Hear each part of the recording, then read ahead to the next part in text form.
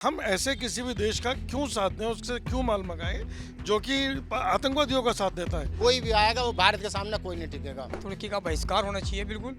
मैं तो कहूँ बिल्कुल चाइना का भी होना चाहिए। पाकिस्तान का साथ सिर्फ वो अपने आर्थिक फायदे के लिए दे रहा है और वो बिल्कुल इस बात को भूल जा रहा है कि इसकी वजह से वो आतंकवाद को समर्थन कर रहा है। पाकिस्तान को अपनी औकात पता पड़ गई कि मेरे साथ कोई भी खड़ा हुआ नहीं है। जो हमारा दुश्मन है हम उसे और अपने पैसे देके उससे हथियार खरीदवा के वो हम ही मार रहा है। इंडिया से उन्हें इतना बड़ा व्यापार मिलता है तो वो भी तो इससे नुकसान होगा।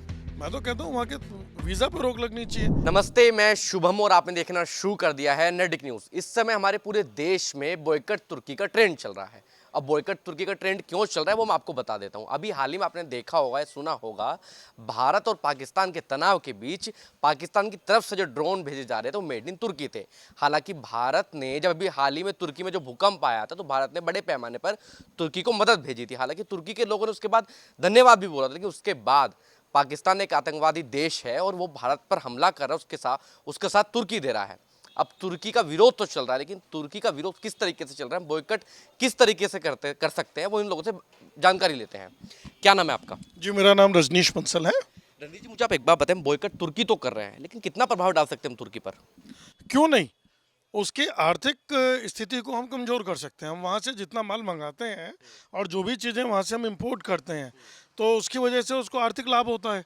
अगर हम बाइकाट तुर्की करेंगे तो उनको निश्चित रूप से आर्थिक रूप से हानि होगी। और दूसरा, हम ऐसे किसी भी देश का क्यों साथ दें, उससे क्यों माल मंगाएं जो कि आतंकवादियों का साथ देता है।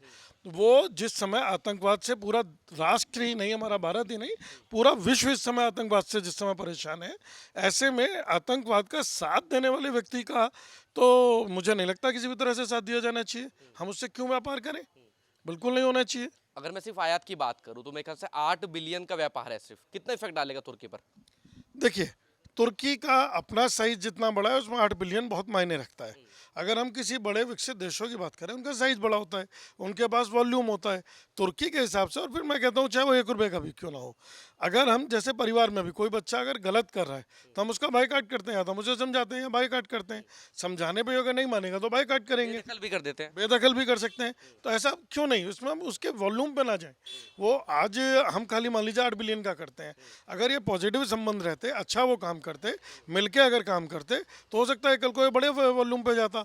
और अभी तो 60 बिलियन पे भी क्वेश्चन मार्क लग गया, तो कैसे उसे वो आगे बढ़ाएंगे इसे।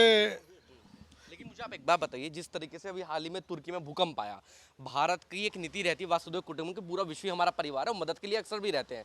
लेकिन जब भारत में विपदा की बात आती है, तमाम देश जिसकी हम सहायता की जाए, तुर्की की भी बात करूं मैं, तुर्की में भूकंप आया, भारत ने बड़े पैमाने पर मदद भेजी। हालांकि मदद कभी इसलिए नहीं भेजी जाती कि सामने से भी कुछ मिले, लेकिन साथ में तो खड़ा होना चाहिए। देखिए, भारत की हमेशा से ये उदारता रही है कि जब भी कोई कष्ट में आता है, भले ही वो हमारा विरोधी भी क्यों ना हो, हमने हर उस कष्ट के समय में सबका साथ दिया है। ये हमारी संस्कृति भी है और ये हमारा यहाँ के संस्कार भी। हम अपनी संस्कृति और संस्कार को निभाते हुए हमने उनका सहयोग किया। लेकिन ये बात भी सही है कि उन्होंने एहसान फरामोशी की। अगर हम किसी के साथ परोपकार कर रहे हैं, अच्छा कर रहे हैं, तो उसे सबसे पहले उस परोपकार को समझना चाहिए। दूसरा, उसे उस विषय पर भी ध्यान करना चाहिए जिस पे वो किसी दूसरे का सहयोग कर रहा है। भाई, अगर वो किसी गलत चीज़ का सहयोग कर रहा है तो क्यों कर रहा है? आतंकवाद क्या उसकी समस्या नहीं है?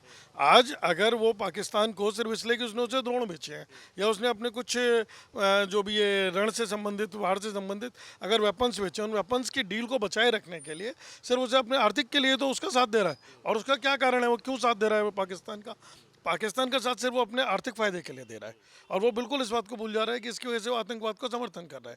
तो ऐसे में अगर हम उससे व्यापार बंद करते हैं, विरोध करते हैं, तो जो वो लाभ वहाँ लेना चाह रहा है उसका नुकसान उसे यहाँ भी तो होगा। तो निश्चित रूप से उसका विरोध होना चाहिए, उसका बायकॉट होना चाहिए और उसके खिलाफ कड़े एक्शन भी लिए जाने चाहिए। क्यों जाएंगे लोग वहाँ पे घूमने? भारत के लोग तुर्की जाने का पता नहीं है, ऐसे फैशन बना लेते हैं। और हमारे वर्ल्ड में इतनी सुंदर सुंदर जगह है, हमारा कश्मीर जहाँ की वजह से झगड़ा हो रहा है वो धरती पर स्वर्ग है, तो हमें तुर्की जाने की ज़रूरत क्यों नहीं है? आप खाली 8 बिलियन के व्यापार को मत देखिए, आप सच ये देखिए जो टूरिज्म इंडिया से उन्हें इतना बड़ा व्यापार मिलता है, वो भी तो इससे नुकसान होगा। मैं तो कहता हूँ वहाँ के वीज़ा पर रोक लगनी चाहिए, वहाँ जाने के लोगों को डिमोटिवेट करना चाहिए। क्यों जाएं तुर्की घूमने, क्यों अपना पैसा वहाँ देके आए? क्या नाम है आपका? मेरा नाम सचिन शर्मा भैया। सचिन भाई, मुझे आप एक बात बताइए, जिस तरीके से तुर्की बॉयकट तो हम कर रहे हैं, अगर मैं टूरिस्ट की बात करूं, टूरिस्ट के लिए भारतीय लोगों की अगर बात करूं, एक भेड़चाल की तरह चलता है। जैसे आपने देखा होगा, लोग थाईलैंड बड़ा घूमने जाते थे, अब इस समय चल रहा है तुर्की लोग बड़ा जाते हैं। लगातार फ्लाइट भी कैंसिल हो रही हैं। भारत कितना कमा के दे देता होगा आपके अनुसार एक तुर्की देश को? मेरे हिसाब से उसकी इकोनॉमिक का एक 20 to 30% कर देता होगा हमारा टूरिस्ट ही। और मैं तो ये सोच बोलता हूँ कि हम उस वहाँ से अच्छा हमारा सारे जहाँ से अच्छा हिंदुस्तान हमारा, यहाँ हिंदुस्तान में इतनी अच्छी अच्छी जगह घूमने की हैं कि हमें वहाँ 100% बाइकआउट हर तरह से करना चाहिए, ना कि टूरिस्ट नहीं, बिजनेस के हिसाब से भी, टूरिस्ट के हिसाब से भी, और जो भी कुछ हो सकता है हर तरह से बाइकआउट करना चाहिए। अगर मैं आयात की बात करूं, फिर सिर्फ हम वहाँ से सेब खरीदते हैं या ग्रेनाइट खरीदते हैं। अब सेब के लिए जैसे मैं पुणे के कुछ व्यापारियों की खबर सुन रहा था, तो वो लोग कह रहे हैं कि हम सेब तो ईरान से खरीद लेंगे या इधर डिपेंड हो जाएंगे हिमाचल पर, लेकिन ग्रेनाइट कहाँ से लेंगे आप इतना? देखो, ग्रेनाइट की बात ये होगी कि हमें जरूरी नहीं है, हम जो हमारा दुश्मन है हम उसे और अपने पैसे दे के उससे हथियार खरीदवा के वो हमें ही मार रहा है, तो हमें जरूरी नहीं है कि ग्रेनाइट के बिना हम नहीं रह सकते। हमारे पास ऑप्शंस बहुत होंगे, हाँ, तो हम उन ऑप्शंस को यूज़ करेंगे, लेकिन हमें तुर्की का बिल्कुल बाइकआउट करना है। लेकिन लोग बॉयकट कर रहे हैं, सरकारी के आधिकारिक तौर पर ऐसा कुछ नहीं हुआ है। सरकार जब लोग करेंगे तो सरकार क्या करेगी? सरकार तो जाएगी नहीं खरीदने के लिए, लोग ही तो जा रहे हैं ना खरीदने के लिए, तो लोग कर देंगे तो सरकार ऑटोमेटिक अपने आप बॉयकट कर देगी।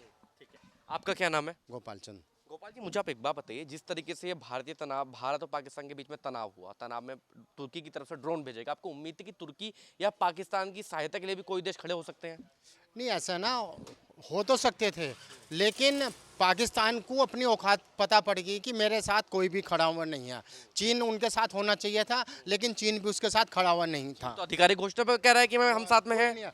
जब लड़ाई चालू हुई थी, चीन ने भी अपना हाथ झाड़ लिया था कि मैं तुम्हारे साथ नहीं हूँ, चाहे ये अंदर खाने कुछ भी हो, लेकिन वो चीन भी साथ नहीं था। तुर्की साथ आया, तुर्की ने अपना माल बेचा पाकिस्तान को कि उसने ड्रोन भेजे, मतलब हजारियों ड्रोन उसने भेजे, तो ड्रोन से उसे फ़ायदा हुआ।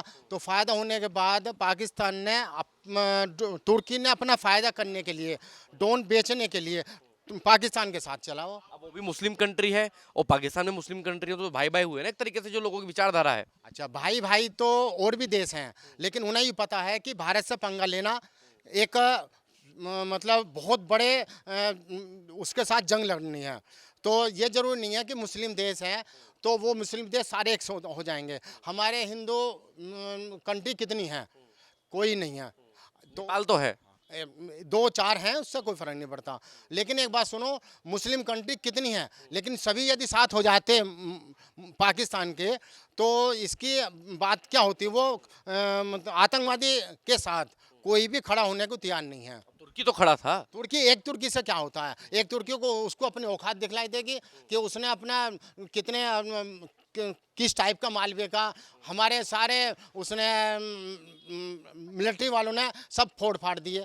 क्या तुर्की है, क्या चीन है? कोई भी आएगा वो भारत के सामने कोई नहीं टिकेगा। तो तुर्की का बॉयकट सही है? हाँ, बिल्कुल बॉयकॉट सही है। हम तो ये चाहते हैं कि हमारे जितने भी हमारे 140 करोड़ जनसंख्या है, वो तुर्की से 1 रुपये का भी काम ना करे, और उसे अपनी औकात दिखलाई दे जाएगी कि भारत से पंगा लेना बहुत बड़ा भारी होगा। उसकी आर्थिक स्थिति, उसका बिजनेस सब खत्म हो जाएगा। आपका क्या नाम है? मेरा नाम कुंजी बिहारी जी है जी। बिहारी जी, मुझे आप एक बात बताइए, मैं तमाम लोगों से बातचीत करूं, कह तो रहे हैं कि तुर्की का बॉयकट कर देंगे, लेकिन तुर्की जैसे देश को बॉयकट करना उचित है? जहां एक तरफ तो हमारा देश, जब तुर्की में भूकंप आया तो हमारे देश ने सहायता भेजी, अब सहायता भेजने के बाद भी तुर्की ऐसा व्यवहार कर रहा है, क्या कहना चाहेंगे उसके बारे में? उसका बहिष्कार करना चाहिए जी, बिल्कुल, बस। और उसका रजनीश जी ने, शर्मा जी ने, सबने कह दिया, मैं और क्या कहूँ जी। बहिष्कार से क्या प्रभाव पड़ेगा किसी देश बहुत पर? ज़्यादा प्रभाव पड़ेगा जी बहिष्कार से जी, इतना प्रभाव पड़ेगा बहुत ज़्यादा।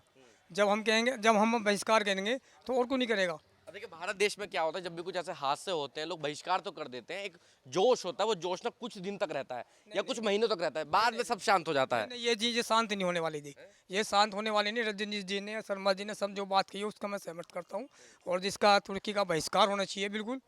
मैं तो बिल्कुल चाइना का भी होना चाहिए। तुर्की का बहिष्कार कर दें। हाँ, तो हाँ, तुर्की का बहिष्कार होना चाहिए। तुर्की का बहिष्कार करते हैं।